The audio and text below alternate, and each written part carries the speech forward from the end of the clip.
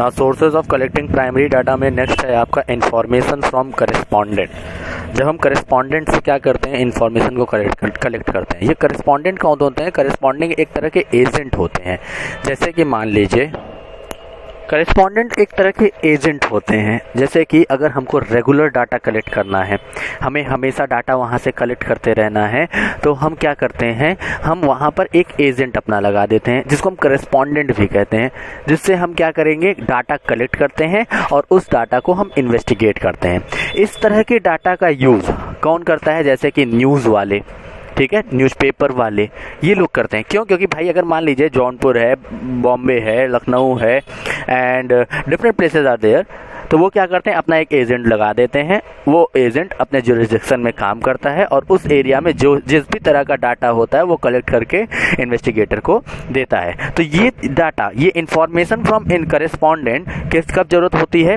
When we need regular and continuous information is required and when the area of investigation is very large. जब area of investigation बहुत बड़ा होता है तो हमको क्या करना पड़ता है, उस बड़े एरिया में पर्टिकुलर जगहों पर हमें कौन लगाने पड़ते हैं, पर्टिकुलर जगहों पर हमें लगाना पड़ता है। किसे?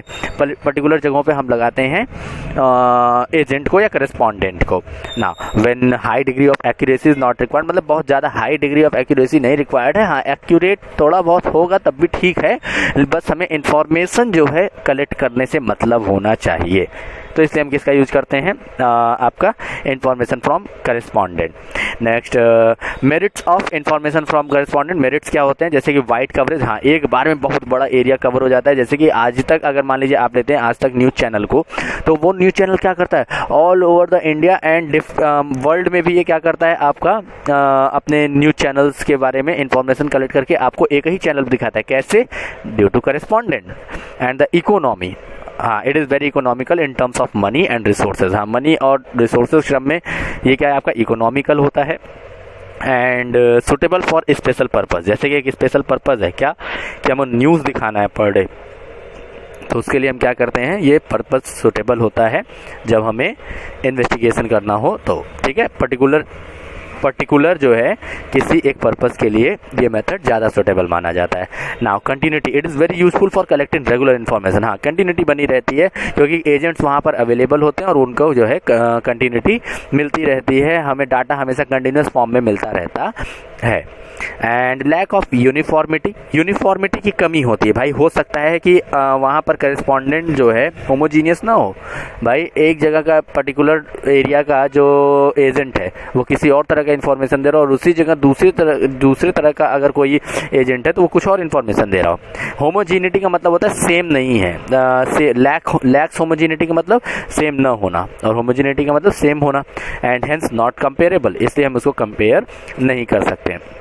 डेंजर ऑफ पार्शियलिटी, हाँ बिल्कुल हो सकता है भाई, करेस्पॉन्डेंट है, एजेंट है, जिस एरिया में लगा हुआ है वहाँ पर जैसा वो इन्फॉर्मेशन देगा वही हमें मानना पड़ेगा। तो पार्शियलिटी हो सकती है ना भाई, कि एजेंट जो है अगर एजेंट के लिए वो फेवरेबल होगा तो फिर वो बताएगा डाटा, अगर नहीं फेवरेबल होगा तो नहीं बताएगा डाटा, ठीक है। बहुत सारे इन्फॉर्मेशन ऐसे भी होते हैं जो लीक नहीं हो पाते हैं, मतलब जो आपका वहाँ के करेस्पॉन्डेंट वहाँ के एजेंट नहीं बताते हैं ड्यू टू बहुत सारे रीजन्स होते हैं। वहाँ का जो है पॉलिटिकल रीज़न की वजह से नहीं बताते हैं, या फिर अपना खुद का कोई एम रहता हो या अपना खुद का कोई प्रॉफिट रहता हो, इसलिए भी नहीं बताते हैं, ठीक है। तो पार्शियलिटी होने के चांसेस ज़्यादा रहते हैं। Lack of accuracy of high degree, मतलब एक्यूरेसी जो होती है यहाँ पर एक्यूरेसी की कमी होती है, एक्यूरेट डाटा बहुत से बार नहीं मिल पाते। And it's a time consuming, भाई वहाँ से डाटा कलेक्ट करवाओ, फिर उनसे इन्वेस्टिगेटर लेगा, फिर वो क्या करेगा, उसको इम्प्लीमेंट करेगा उस डाटा को। तो ये क्या होता है, टाइम कंज्यूमिंग होता है। इकोनॉमिकल होता है, सस्ता होता है, लेकिन टाइम कंज्यूमिंग भी होता है ना। Next one is telephonic interview. Telephonic interview में क्या होता है कि डाटा जो कलेक्ट किया जाता है वो एक टेलीफोन के थ्रू किया जाता है, ठीक है। मतलब कि जिसका हम इंटरव्यू ले रहे हैं वो क्या हो जाता है, इंटरव्यू ही हो जाता है और हम जो लेता है वो इंटरव्यूअर हो जाता है, ठीक है।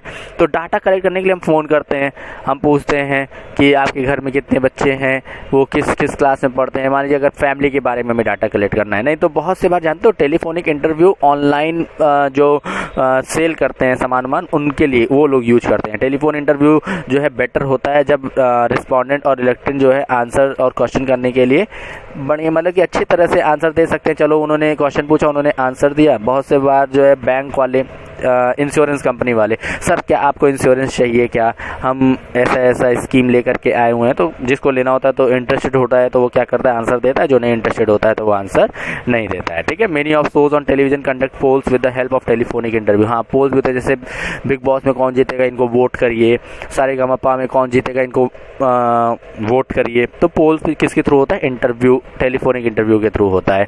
And however the response rate is lower and fewer questions may be asked before the respondent get tired of the proceeding. हाँ, अब ये है कि टेलीफोनिक इंटरव्यू में बहुत से लोग बोर हो जाते हैं। ये नहीं, आपका लंबा नहीं होना चाहिए टेलीफोनिक इंटरव्यू। ठीक है। तो यहाँ पर क्या है, कुछ क्वेश्चन ही पूछे जाते हैं, जैसे कि रिस्पॉन्स ये सुटेबल कब होगा, जब respondent have a telephone connection. ये तभी सुटेबल होगा जब टेलीफोन का कनेक्शन हो।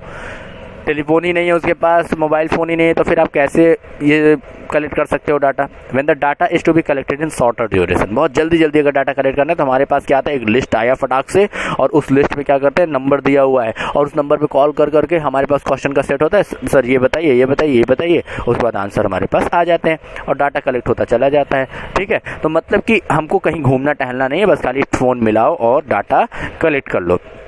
मेरिट्स क्या होता है, वाइड कवरेज। हाँ, ये वाइड कवरेज होता है भाई, एक जगह से बैठे बैठे हम बहुत बड़े एरिया को कवर कर सकते हैं। तो बड़े एरिया का मतलब होता है all over the world we can connect, we can cover in the telephonic interview.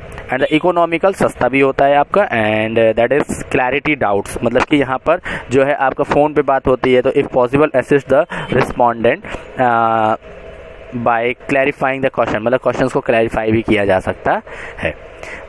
And next demerits. Demerits में क्या होता है आपका, लिमिटेड यूज़ जो होता है आपका लिमिटेड होता है, और visual feedback is not possible. Visual मतलब कि कभी कभार क्या होता है, फ़ोन पे अगर हम बात कर रहे होते हैं तो सामने वाले का एक्सप्रेशन नहीं पता चलता है, is he or she is interested in talking, is or he or she is interested in giving interview or not, but we are receiving the data from them. तो कभी कभार क्या होता है, विजुअल फीडबैक न मिलने की वजह से भी डाटा जो है ज़्यादा एक्यूरेट नहीं माना जाता है।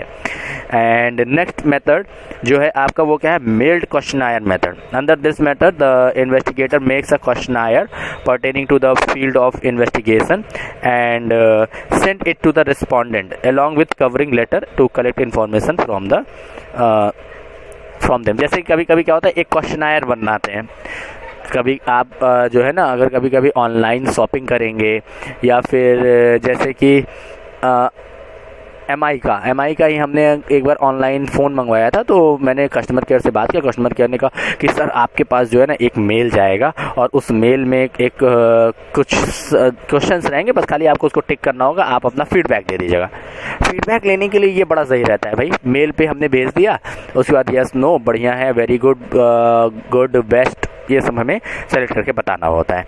तो यहाँ पर क्या होता है, यहाँ पे क्वेश्चनायर जो होता है वहाँ पे ब्लैंक स्पेस दिए होते हैं आंसर लिखने के लिए कभी कभी, या तो फिर हमें टिक करना होता है। ठीक है। और रिस्पोंडेंट की सीक्रेसी भी यहाँ पर बनी रहती है भाई, मेल के थ्रू है, मेल के थ्रू आया और मेल के थ्रू ये रिसीव कर लिए, और तो क्या सीक्रेसी बनी हुई है कि और कोई नहीं जान पा रहा है। ठीक है।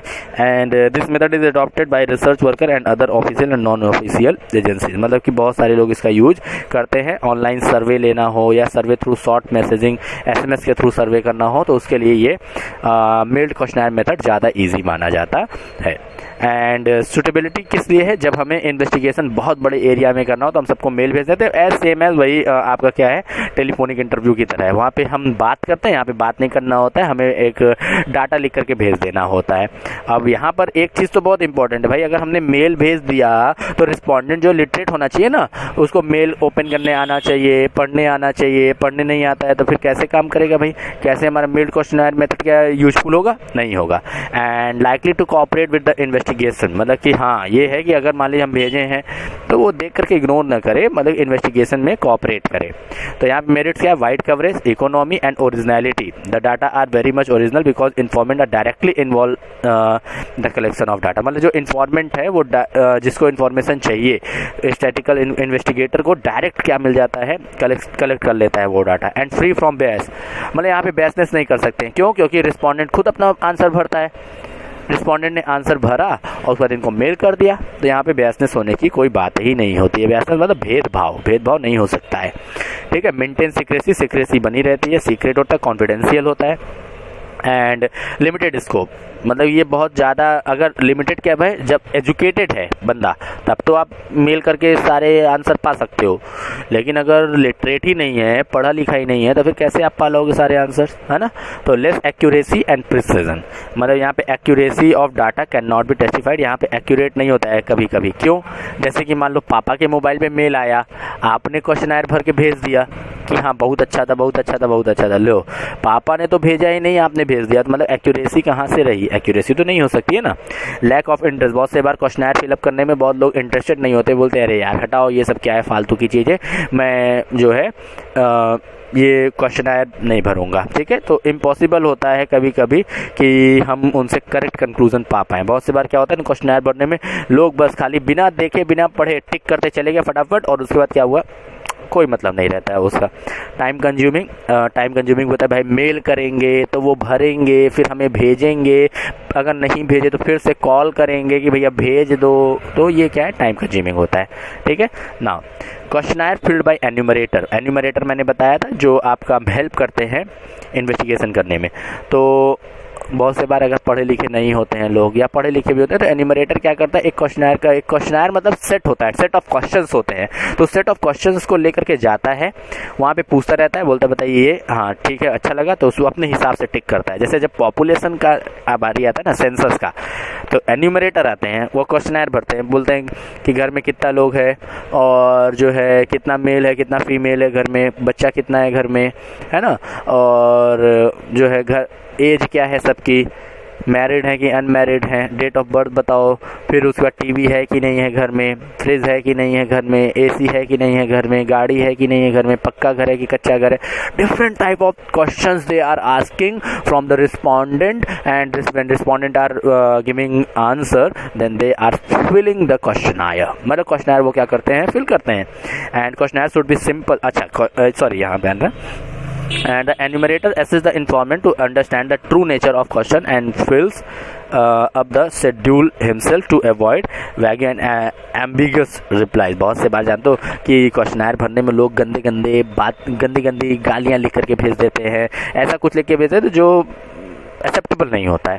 तो एन्यूमरेटर अगर भर रहा है तो इस तरह की चीज़ें रोकी जा सकती है। In order to get reliable information the enumerator should be tactful, well train, मतलब हाँ वेल ट्रेन होना चाहिए, हार्ड वर्किंग होना चाहिए, नहीं कि लेजी है, पहुंचा बस खाली बिना पहुंचे एन्यूमरेटर रिस्पोंडेंट के पास पहुंचा नहीं, बस खाली नाम लिख करके भर दिया अपने से, तो ये नहीं होना चाहिए, ठीक है। This method is usually used by government, semi government organisation, big business houses and research institute. हाँ यही मैंने बताया ना, पॉपुलेशन कलेक्ट करना हो या किसी तरह का इन्फॉर्मेशन गवर्नमेंट को कलेक्ट करना हो तो क्वेश्चनर भरवाती है। Questioner filled by the investigator is known as schedule, मतलब कि जो भी इन्वेस्टिगेटर फिल करता है आपका क्वेश्चनर, उसमें क्या कहते हैं, शेड्यूल कहते हैं, उसमें क्या कहते हैं, शेड्यूल कहते हैं, ठीक है। तो ऐसा कोई बेसिक डिफरेंस नहीं होता है क्वेश्चनर और शेड्यूल के बीच में। जो क्वेश्चनर होता है उसको रिस्पोंडेंट भरता है, और जो शेड्यूल होता है उसे इन्वेस्टिगेटर भरता है, बस यही डिफरेंस है। क्वेश्चनर अगर एन्यूमरेटर या रिस्पोंडेंट भर रहा है तो वो क्वेश्चनर हुआ, लेकिन अगर उसी चीज़ को इन्वेस्टिगेटर, मतलब जो इन्वेस्टिगेशन कर रहा है वो भरता है, तो वो क्या हो जाता है, शेड्यूल हो जाता है, बस यही डिफरेंस है, ठीक है। अब मेरिट्स क्या हो जाएंगी, जैसे कि मेरिट्स में wide coverage, accurate and reliable information मिलता है, रिस्पांस भी बेटर होता है, भाई हम पूछ रहे हैं, बातचीत होते होते बढ़िया आंसर मिल जाता है, और पार्शियलिटी के चांसेस बहुत कम होते हैं क्योंकि रिस्पोंडेंट खुद आंसर भर रहा है, ठीक है, मतलब बता रहा है तो वो भरते हैं। And useful in case of illiterate respondent, जब रिस्पोंडेंट इलिटरेट होते हैं तो फिर उसमें भी क्या होता है, यूजफुल होता है। एंड डिमेरिट्स में अगर हम बात करें तो ये क्या होता है, कॉस्टली मेथड होता है, भाई क्वेश्चनर लेके जाइए, भरवाइए, ठीक है, तो ये कॉस्टली मेथड है। And time consuming also, and there is partiality हो सकती है, कब, जब रिस्पॉन्डेंट और एन्यूमरेटर दोनों क्या हो, रिलेशन में आते हो कुछ, ठीक है, तो वो क्या कर सकते हैं, पार्शियलिटी हो सकती है। इनएबिलिटी ऑफ एन्यूमरेटर, एन्यूमरेटर अगर इनेबल है तो फिर वो कुछ भी कर लो, कितना भी बढ़िया क्वेश्चन, कितना भी इजी क्वेश्चन बना के दे दो, तो फिर वो कुछ कर नहीं सकता है। इसी के साथ ये इसके सारे सोर्सेस, प्राइमरी सोर्सेस खत्म हो गए हैं, ठीक है।